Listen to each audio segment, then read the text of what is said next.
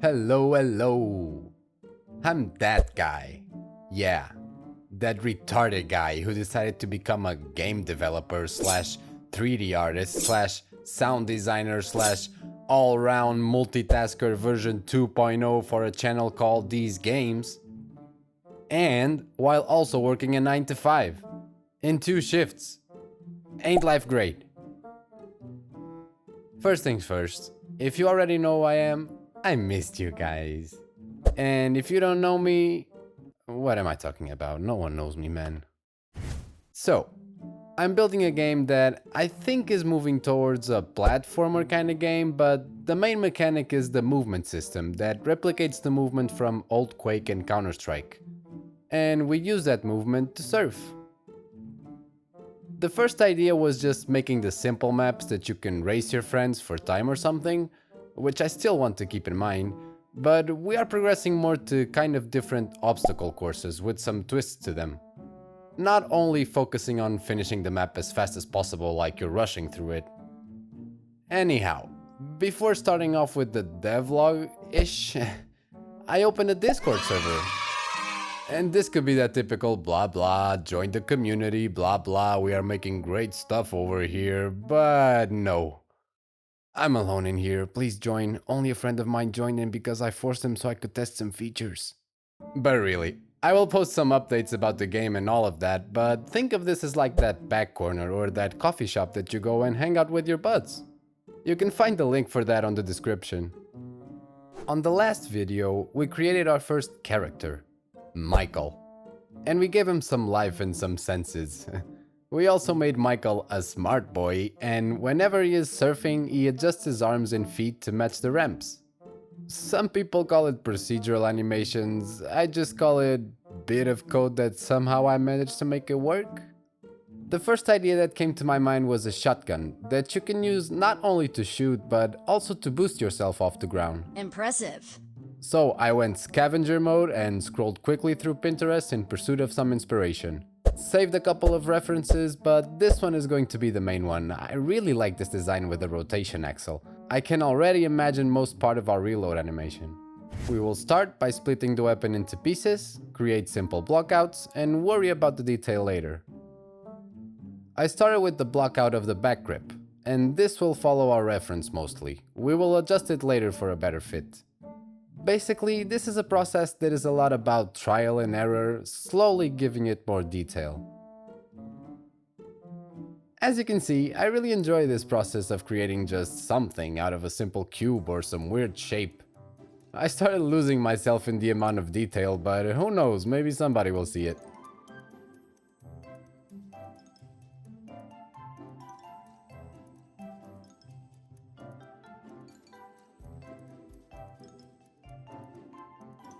This top part will be our so-called charger that holds our imaginary boost charges. For the detail of this part, I was thinking of adding kinda like some pipes that are energy flows. 4 pipes, 4 charges, easy. I also was thinking about making each pipe glow and fade out when you spend a charge. But for now, this is mostly a tiny detail that maybe it won't even be noticeable in game. The idea is still archived though.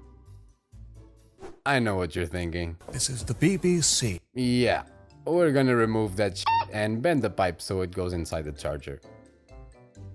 Shaped some sights to add to it and also created that little glass just by adding a plane with a low opacity material.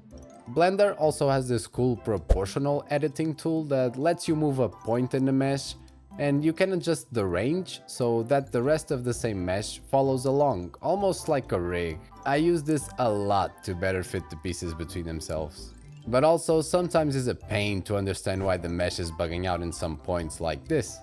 Best way to fix it was by going to the sculpt mode and just smooth out that point. And by this time I'm just thinking of new ideas and details that I can add to the gun, and I wanted to make our barrel cover a bit different. It's just a stretched cube basically without the insides. I decided to add some cutout shapes, so we can also get a glance at our beautiful shiny barrels. To be honest, this method doesn't always look super good, but it definitely does the trick that we are going for. This is not AAA, guys, it's more like 1D. One dumbass motherfucker. Just messed around a bit more with some parts because they still looked off for my medium detail obsessive brain. Added some color to it to make it pop, and you remember me talking about that reload animation, right? Look at this gorgeous mechanism. And also, we can't forget what every shotgun needs to do, right? Not going to worry about animations for now, I just want the initial systems working like aiming, draw and holster the gun. So we're moving to Godot. And we're gonna start by adding one super big feature that is a restart location keybind. I swear that I'm tired of falling out of a ramp and need to close the whole window, hit the run button again, and wait for it to load. So we quickly had that input map and we just need to create a variable that will save our initial position when the game starts. And we're gonna put everything inside of a function that will check if the user pressed restart. If so, we just move our player's position to the initial position. Easy and effective. Later, we'll also be adding a save location so that the user can save his own custom positions to restart after. This is working fine, so we can move on to creating our crosshair because we need to aim at stuff, right? I decided to follow along this YouTube tutorial and just use a couple of line 2Ds to design our crosshair. And although my little brain struggled to find the correct values for the lines, the wheel started spinning and I actually was starting to figure out the shape that I wanted. After defining the baseline of our crosshair, I'm just gonna edit the width using this built-in curve editor Godot has. Make it a little bit bigger and we can then use this template to create the other lines. Set up a nice color and we can already see our nice crosshair in game. Now, I don't want to distract our players, or myself because I'm the only one playing this shit. Come on. And I want to enable our crosshair only when we are in the aiming position. What is this aiming position, you might ask? It's when we press the right mouse button. That's it, basically. But a lot changes when we aim. We need to draw our gun, change the camera position for a better view, enable our crosshair, and give the player the option to actually shoot something. So I'm starting off with the camera animation and I wanted to move it to the side a bit and zoom in a little. We need to get a good look on those targets. Since we have a setup with a spring arm connected to the camera, my brain was kinda bugging out when I was calling the animation, and it would just seem to have some sort of frame break when zooming. I went full debug mode and spent a good couple of hours trying to understand what the hell was happening and considering other life choices while at it, just to find out that the camera had the wrong collision settings, and what I thought it was a frame break, it was just the camera colliding with the player when zooming in. Game dev is fun, boys, I swear. And because time doesn't seem to be a real thing to me, I resetted every animation I had done and created something fresh. Then I just did some quick changes to our camera's view and I gotta be honest, this is looking really smooth. Now we need to only show our crosshair when the player is aiming, so we're gonna put that inside of our reticle script. Also in the script, we're gonna make our crosshair dynamic, and for that I'm just gonna yoink that snippet of code from the video, translate it for Godot 3 and mess around with some values. Mwah! Perfect scaling. Okay, give me a bit, I need to really think about the math behind it. And just a few seconds later, at least for you, we have a nice dynamic crosshair that we can adjust easily. Say hello to our little friend. We need to start attaching this bad boy to Michael's hand. I wanted to try this Follow Bone 3D plugin, so I downloaded that, set everything up so that our gun follows our hand. Careful now, he has a gun. Holding it like a caveman, but it is a gun. Added the transition state in our animation tree, and I'm gonna set everything in place with the previous animations that I had downloaded for when Michael is armed. Basically, for every animation that we have, we need to duplicate the nodes and assign the correct animations for him when he's in the aiming position. This took me a while going through my script and calling everything out while checking for the state that Michael is in. And we are really close to what we want. In the last video, I also talked about that the knowledge about the IK will come to use on the shooting system, so I want to work on that as well. As for surfing, we define what bones to move, our target, and update our target's position in script. For now, I'm just gonna put our target directly in the shotgun, but later we will implement a way that each gun can have its own target. Now that it is looking good, we just need to change our script to run this IK and the aim target is working.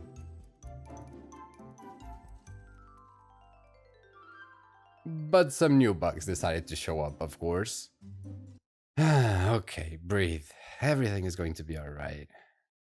Also, not totally sure what's the difference between the follow bone 3D and the normal bone attachment, but the follow bone was giving me some errors and the normal bone attachment works pretty great. Next step in the list is the draw and holster animations, so we need to take our butts to Mixamo again and look for some. Found these really nice ones, and also remember that we don't have a armed idle animation, and we also need to download some diagonal armed movement to fix the same issue that we had with the unarmed ones. Pulled everything up in Blender so we can retarget our new animations. After that, I just need to export Michael again, import him back to Godot, and extract the animations to use on the original Michael.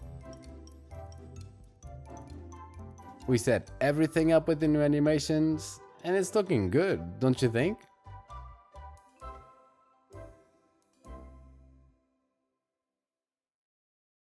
Now we can add our new draw and holster animations to our tree and call everything in our script correctly. What the hell is even that? I said correctly, not this bull. So we're gonna fix Michael's feet that they stay idle when he falls, and Godot has this bone filters thing in the animations that simply you can filter out which bones we want an animation to affect. Some changes in our script, and also sped up the diagonal movement animations because they were kinda walking mode when the others are running mode.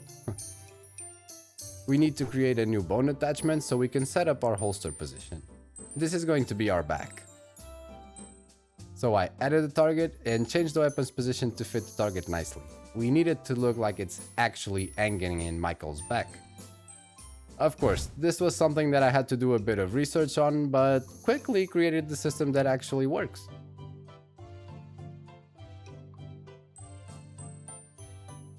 Now tackling these bugs. We have two different IKs that affect our left hand, the surf one and now the aiming one. So I had to handle better the way the IKs were being used in code. Now the surf one deactivates if the player is aiming, and otherwise if the player is surfing. If we are surfing and aiming, the aiming will override the surf IK, but only on the hands. The feet will still adjust to the ramp.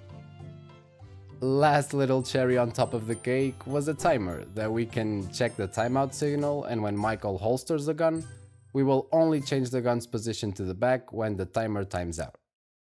This took some adjustment, but now we got a way more realistic holster animation. And I was getting some severe brain damage by looking at my code the way it was, so I decided to take a bit of time to put everything in its respective place, just to clean a bit and save myself from spaghetti code hell. Also changed the way the targets on our guns work, and now our shotgun belongs to its own scene with its own target. Michael now just has a dummy target that updates its position to all the weapons' target position. I'm also adding our shotgun script so we can start defining the dictionary that will contain all the weapon info. Did the same in Michael's script so that he can hold info to update his inventory or slots. Took care of also creating another label so that we can actually show the player which gun is in which slot. And although I really think surfing is a lot of fun, I also want to add some different parts. For example, I'm going to create our bunny hop tutorial area and start building our first falling block. This is that typical block that lowers when you hit it, forcing the player to bunny hop through the zone.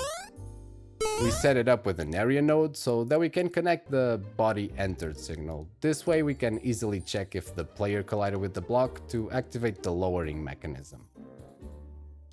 Now we can smooth it out by adding a tween node and calling out the transition correctly in our script. I also set up two timers. One for lowering and the other one for resetting the block's position. And we got a smooth falling block now.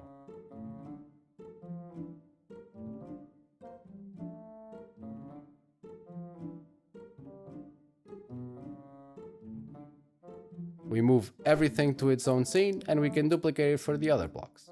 Simple but effective.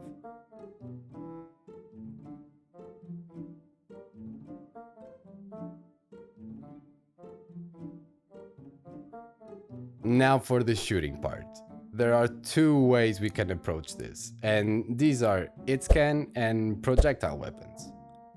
To be honest, I'm still thinking about if I add a rocket launcher or some sort of weapon that requires projectile shooting later, but for our shotgun I'm gonna do a simple hitscan. To achieve this, we just need to create a raycast from the origin of our camera to the center of the view. This will also be our shotgun range. And since we don't have any actual enemies, we're gonna grab old school Capsule Michael and add it to our scene as the enemy. Set him up with a collision shape for our raycast to check, created our function that will handle the collision check when we press the fire button, and that's it. Of course, for now we are just printing hit to enemy to the console, but this means that the shooting system is working. Quickly changed our crosshair color to better fit the scheme, and I'm really enjoying the direction that this project is heading. And that's it, guys. Next video we're going to evolve our map a little bit more than just a simple tutorial area, and we're going to take care a lot of the real shooting part. Add some animations, some actual damage, some physics, pick up and drop system, and so on. Thanks to all of you who want to keep up with this project, and I truly hope to talk to you soon on our new Discord server. Not an advertisement at all. Please join. Thanks again, you beautiful people, and if you're still not subscribed, you don't know what you're missing out. Who wouldn't want that annoying notification popping out every time I release an even dumber video? Also, I heard that if you press that little bell and activate all notifications, you will get good luck for 10 years straight. That's what I heard. Anyhow, see y'all later.